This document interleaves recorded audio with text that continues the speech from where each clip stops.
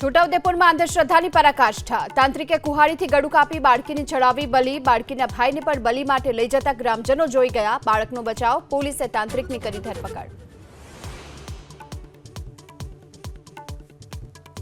ગોંડલમાં યુવકના મોતનો કેસ. બહેનનો દાવો. બંગલામાં માર મરાયાની વાતનો ગોંડલના પીઆઈએ પણ કર્યો છે સ્વીકાર. અકસ્માતમાં મોત થયાનો પોલીસનો દાવો. જારી કર્યા સીસીટીવી ફૂટેજ.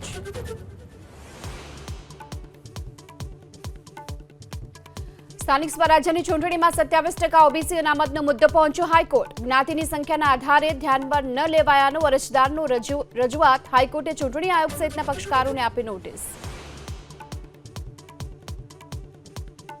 સાબરકાંઠાના યુવકનું અમેરિકામાં ઘૂસવા જતા ભેદી રીતે મોત. નિકારગુઆમાં લથડી હતી તબિયત. ડાયાબિટીસની દવાના અભાવે મોત થયાની માહિતી. પત્ની અને સગીર પુત્ર અટવાયાની જાણકારી.